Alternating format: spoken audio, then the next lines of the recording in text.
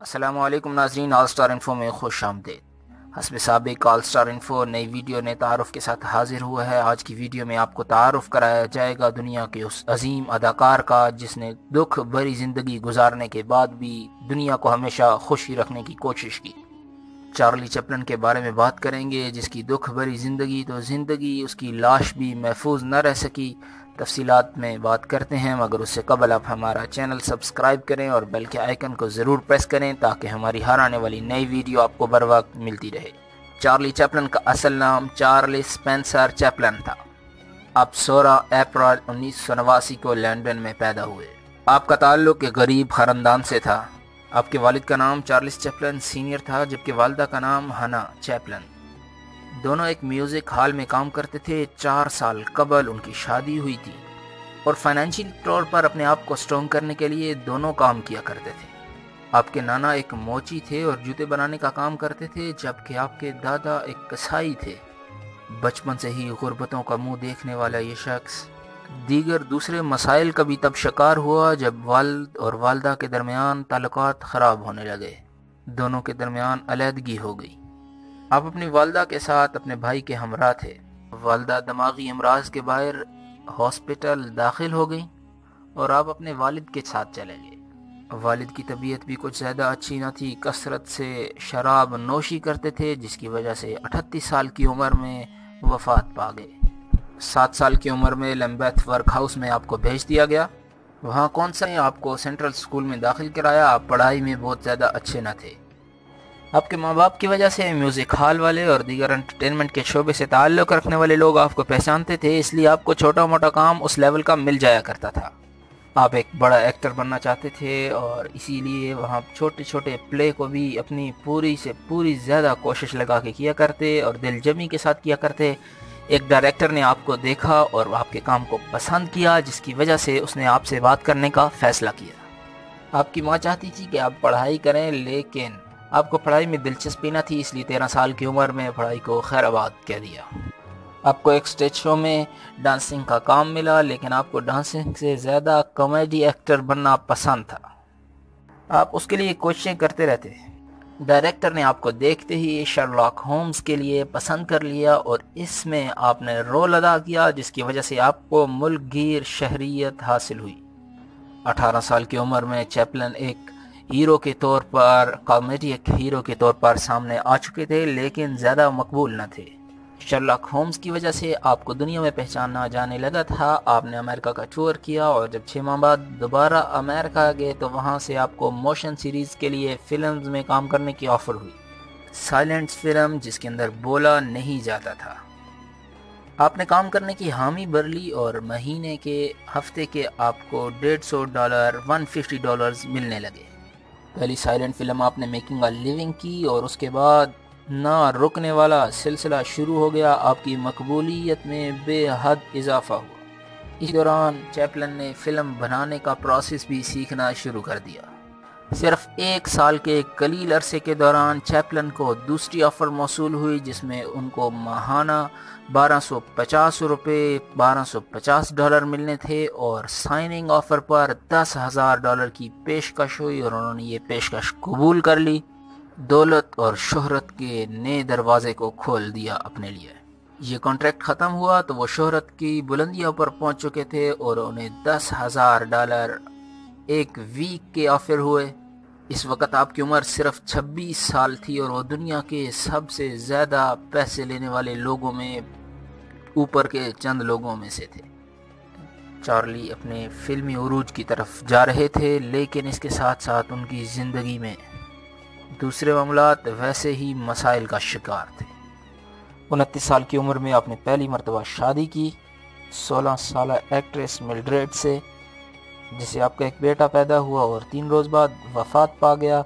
2 سال بعد وہ شادی ختم ہو گئی، دونوں میں ڈائیورس ہو گئی۔ دوسری مرتبہ شادی آپ کو تب کرنی پڑی کہ جبکہ 16 سالہ ایکٹریس لیٹا گرے نے اعلان کیا کہ وہ چارلی کی طرف سے پریگننٹ ہیں۔ اس پر چارلی پر مقدمہ بن سکتا تھا، لیکن انہوں نے اس سے شادی کر لی۔ یہ ایک ناخوشگوار واقعہ تھا، اس لیے چارلی زیادہ تر اسٹوڈیو میں رہتے تاکہ وائف کا سامنا نہ کرنا پڑے۔ بڑھتے ہوئے ناخوشگوار واقعات کو دیکھتے ہوئے لیٹا نے گھر چھوڑ دیا اور اپنے بچوں کو لے کر الگ سے چارلی پہ مقدمہ کیا اور اس پہ بہت سے الزامات لگائے گئے۔ چارلی نے مقدمے کا سامنا کرنے کے بجائے سیٹلمنٹ 6 لاکھ امریکن ڈالر دے کر سیٹلمنٹ کر لی۔ 3 سال بعد شادی میں طلاق ہو گئی۔ ڈیورس کا سوٹ کیس داخل ہونے سے قبل چارلی ایک فلم دی سرکس پر کام کر رہے تھے، لیکن ان معاملات کی وجہ سے وہ ڈپریشن کا شکار ہو گئے اور فلم 10 ماہ لیٹ ہوئی۔ جب آپ سائلنٹ فلم بنا رہے تھے اس وقت ہالی ووڈ سپیکنگ فلمز کی طرف گامزن تھا اور لوگ اس کی طرف رائج ہو رہے تھے، لیکن چارلی نے سائلنٹ فلم بنائی اور کامیابی سے چلائی بھی۔ پریس نے لکھا کہ یہ کام صرف چارلی چیپلن ہی کر سکتے ہیں۔ 1940 میں آپ کی مقبولیت میں تب کمی دیکھنے میں آئی جب آپ نے کھل کر اپنے سیاسی خیالات کا اظہار کرنا شروع کر دیا اور اپنی فلمز میں بھی اس کو لانا شروع کر دیا۔ دی گریٹ ڈکٹیٹر میں ہٹلر اور نازیزم کو آپ نے ایکسپوز کیا۔ یہ فلم ایک بہت بڑی کنٹروورسی لیے ہوئے تھی، لیکن چونکہ اب چارلی اپنے آپ کے طور پر آزادانہ طور پر خود فلمز بنا سکتے تھے، اس لیے انہیں کوئی مسئلہ نہ تھا۔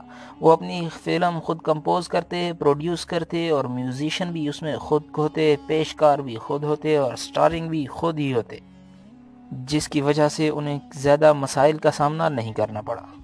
فلم ماڈرن ٹائم بناتے ہوئے آپ کا ذہن تھا کہ اس کو سپیکنگ کی طرح بنایا جائے گا، لیکن بعد میں سے سائلنٹ فلم ٹائپ بنایا گیا۔ اس میں آپ کے ساتھ کام کرنے والی گوڈیڈ نامی لیڈی آپ کے ساتھ اکثر فلموں میں کام کرتی رہتی تھی اور میڈیا میں چمگوئیاں تھی کہ آپ دونوں نے شادی کر لی ہے، لیکن بعد میں انہوں نے بتایا کہ 1938 میں آپ کی شادی ہوئی۔ دی گریٹ ڈکٹیٹر میں بھی وہ آپ کے ساتھ ہی نظر آئیں اور 1942 میں دونوں میں علیحدگی ہو گئی۔ 1942 ایک اور بھیانک سال شامل ہوا آپ کے اوپر۔ جان میری نے ایک اور الزام لگایا کہ وہ ان کی طرف سے پریگننٹ ہیں۔ انہوں نے یہ الزام قبول کرنے سے انکار کیا۔ معاملہ عدالت میں گیا۔ معاملات کو مزید الجھانے کے بجائے آپ نے اپنے آپ کو اس کا باپ تسلیم کر لیا اور بچے کو حقوق دینے کا اعلان کیا۔ یہ کہانی ٹاپ سٹوری رہی، جس کی وجہ سے چارلی کی مقبولیت پہ خاصا فرق پڑا۔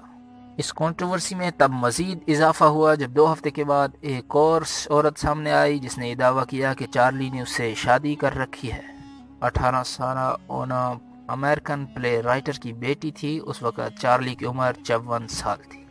بعد ازاں چارلی نے اسے تسلیم کیا اور کہا کہ اونا سے ملنا میرے لیے اعزاز کا باعث ہے۔ یہ چارلی کی آخری شادی تھی، چوتھی اور آخری۔ اس سے چارلی کے 8 بچے پیدا ہوئے۔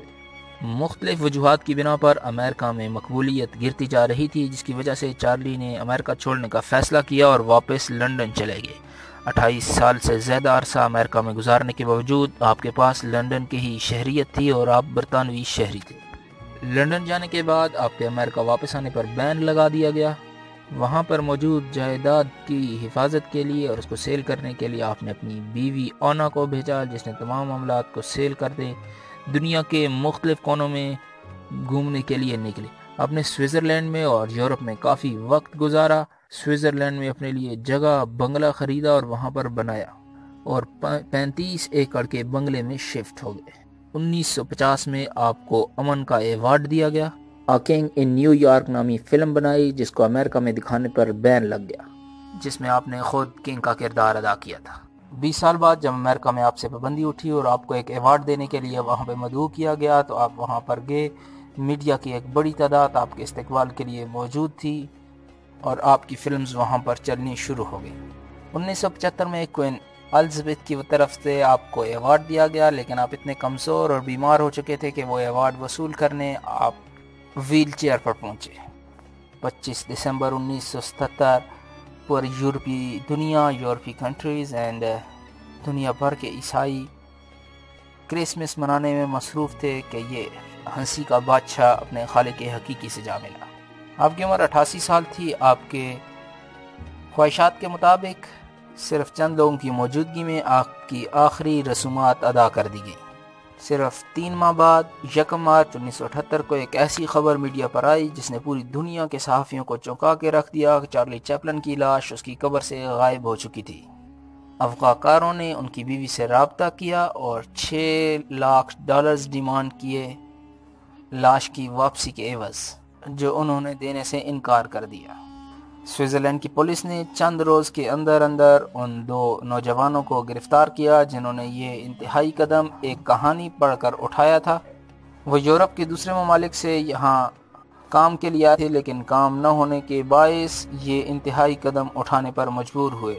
گرفتاری کے بعد انہوں نے چیپلن فیملی سے معذرت بھی کی اور معافی مانگی۔ ان کی لاش کو واپس ان کی قبر میں رکھ دیا گیا اور ان کے گرد کنکریٹ کر دی گئی تاکہ دوبارہ کوئی ایسا اقدام نہ کیا جا سکے۔ فلم کی دنیا میں ان تک پہنچنے کے لیے آج تک کوئی ایسا اداکار پیدا نہیں ہوا۔ آج بھی سوشل میڈیا پر ان کے فلم کلپس پر کروڑوں نہیں اربوں کی تعداد میں ویوز آ جاتے ہیں۔ اس ویڈیو کے بارے میں اپنی رائے کا اظہار کمنٹ بار میں ضرور کیجیے گا۔ اللہ حافظ۔